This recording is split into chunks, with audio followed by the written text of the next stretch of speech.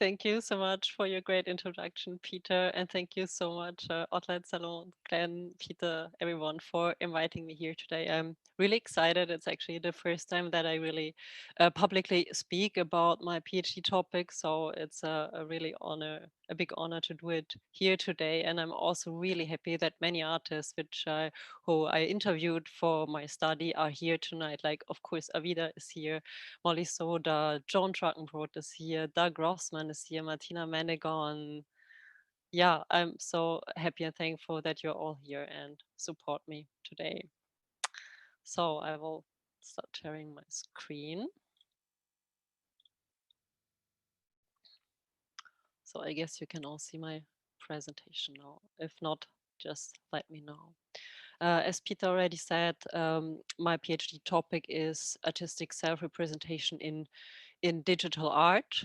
And I have, oh, wait, I need to do this first here.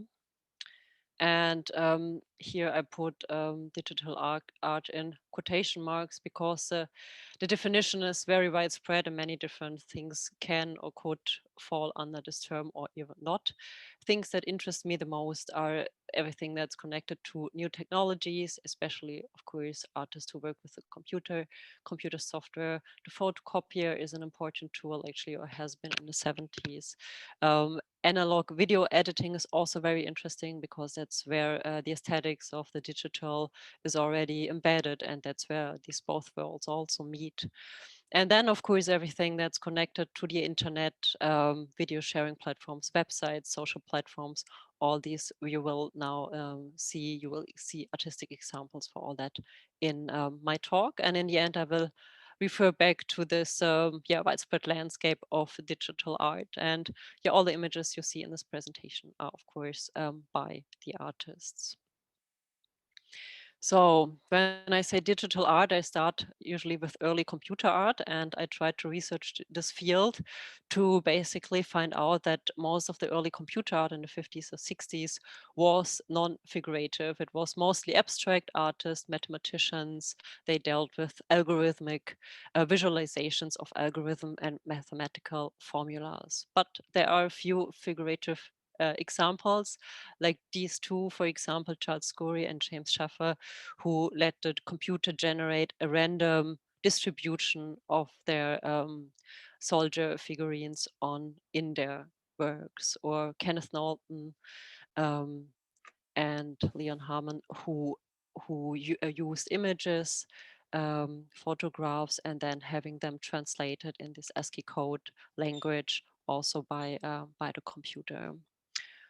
So back then, the photocopier actually was a very interesting tool for artists to express themselves, to use it as a tool, for self-representation or self-portraiture, so to say. And I have here some examples of Andy Warhol, Sonia Landy Sheridan, and Umberto Charbon. And Sonia Landy Sheridan is also somebody who will continue working with new technologies, as we will see also later on. And here, this is exactly the slide I mentioned about the analog video editing. So all these works came into existence with video material and video processes. And you see here that the artists are actually moving in front of a screen, and while they are being recorded by a video, and while they are moving, they have the opportunity via video processors also to alter the image and to create this abstracted aesthetics in their works. Also, with the development of the Web 2.0, internet platforms came into existence, like YouTube, like also Second Life, which we see here. And in Second Life, many artists made performances and made art, and very well-known couple are Eva and Franco Mattes, who with the digital avatars restaged performances. They call that synthetic performances in Second Life. And these have been performances that have been staged by other artists in the past. This one is called Imponderabilia, which was originally staged by Ulay and Marina Abramovic. And you can see here that the artist would be standing naked in the door, and you would enter the gallery and would have to decide how and on which side you would pass the naked bodies into the gallery. And then with Instagram, of course, these are Instagram examples. Artists continue to explore interaction, or continue to explore the different platforms, online platforms, and the behavior, user behavior, and how the images would be reflected, seen, and understood on these platforms in the public, basically, because again, these are non-art spaces. And the very famous example is Amalie Ullmann's Excellences and Perfections performance, which she staged on her personal Instagram account, Amalie Ullmann. And it is basically the story of a young girl coming to the city and make her living there, and live her life with all the detours it might bring or not bring. And afterwards, she stated that this was a performance and not her real life, which caused a lot of people were really, they couldn't believe that it wasn't real, and they even spoke about like fraud. And so this is exactly what many artists explore and talk about, how these images are seen, as they are perceived as real or not real, and what it does even mean. And another project is Oreo Live It Right by the artist Ra Le.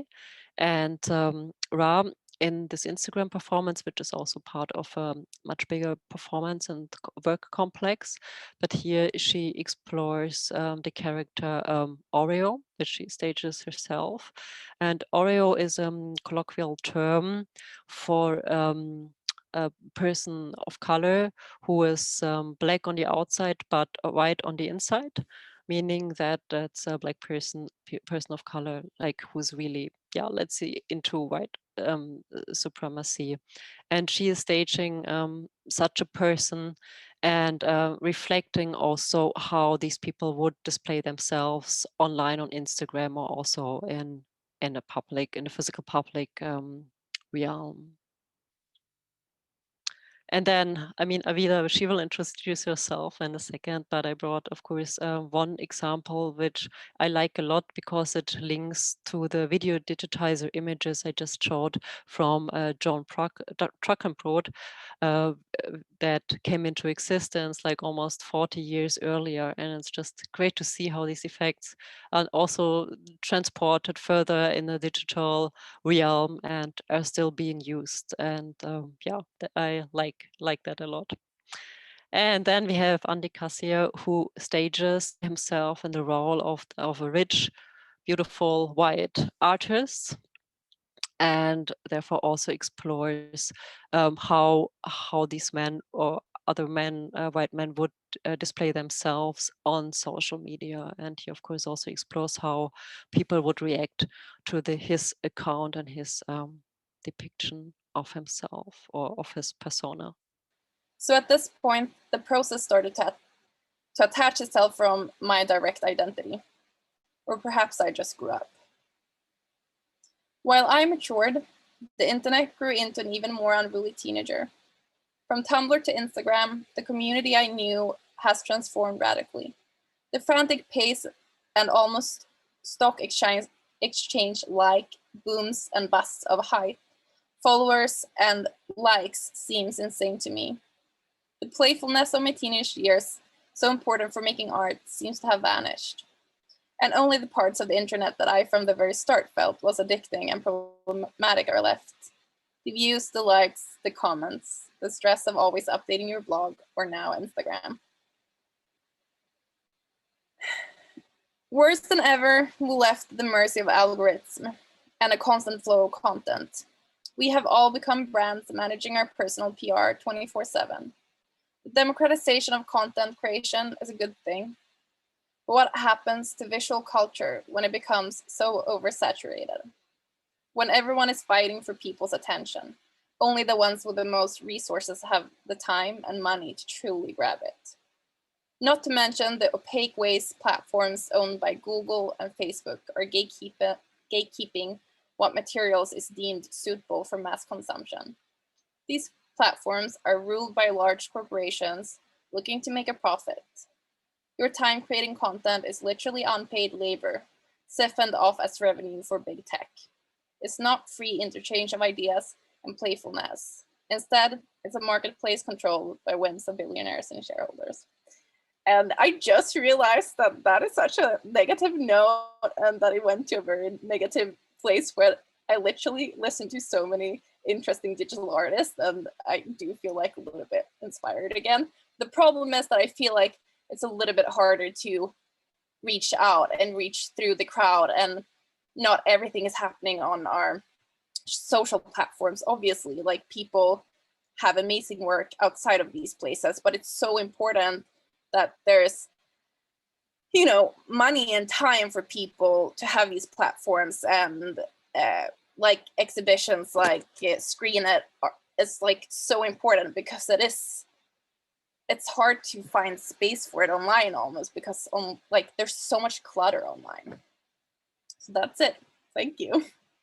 That are posted there by, well, predominantly fairly young girls, preteen, teen girls, sharing some quotes and experiences they have on a daily basis themselves, motivating each other, in this particular case, to starve themselves. And that might sound a bit odd, but that was basically the first way that the professional anorexic movement got together. Professional anorexics present themselves as pro-ana, and it basically means that they consider anorexia nervosa, which is actually a serious eating disorder, but they present it and they consider it as something deeply personal, something of themselves that they cherish and treasure, and also want to share with like-minded people.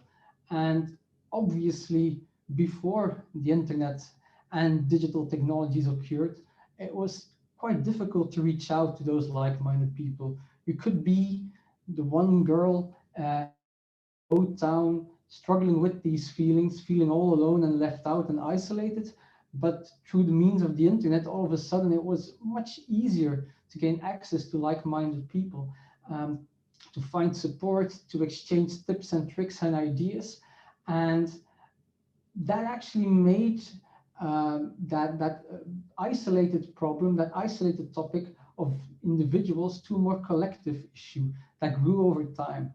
And obviously, this kind of raised concerns because there were countless websites at some point, somewhere around the turn of the century, and it related in censorship.